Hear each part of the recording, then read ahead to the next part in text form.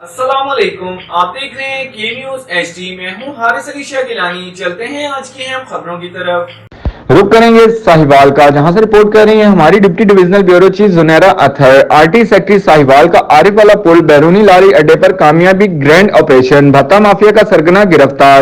भत्ता माफिया पंजे गाड़ने में कामयाब। आरिफ वाला चौक में 450 रुपए फी फेरा देते हुए मुतलका थाने की सब अच्छे की रिपोर्ट।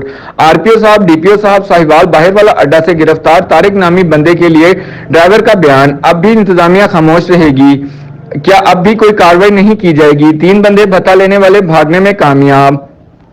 कितने पैसे लेंदे तेरे को? 450 रुपए इतने एडा लेंदे आ। साहब ਨੂੰ ਦੱਸੋ कि 450 रुपए दसो अपने ਜ਼ਬਾਨੀ। हाँ जी, बंदा कौन है? अल्लाह ने बंदा तेरे को जो बंदा पैसे मंगना तू कितनी करना चंगा शरीफ आदमी। 450 रुपया सर इस गड्डी का दे रहे हैं। ਹੁਣ ਤੁਹਾਨੂੰ ਪਤਾ ਲੱਗ ਗਿਆ ਬੰਦਾ ਕੋਲ ਖੜਾ। ਜਿਹੜੇ ਬੰਦੇ ਲੈ ਰਹੇ ਉਹਨਾਂ ਨੂੰ ਪੁੱਛੋ, ਜੇ ਸ਼ਾਮ ਨੂੰ ਇੱਥੋਂ 50 ਗੱਡੀ ਨਿਕਲਦੀ 50 ਨੂੰ 450 ਦਾ ਜਮਾ ਜ਼ਰਬ ਕਰਕੇ ਦੇਖੋ ਕਿੰਨੇ ਕੁ ਪੈਸੇ ਬਣਦੇ ਆ ਜੀ। ਇਹਦਾ ਕਿਹੜਾ ਬੰਦਾ ਦੱਸ ਇਹ ਤੇ ਸਲਮਾਨ ਹੋਣੀ ਸਾਡੀ ਸਿੱਧੀ ਹੋਣਾ ਕਿਹੜੇ ਮੈਨੂੰ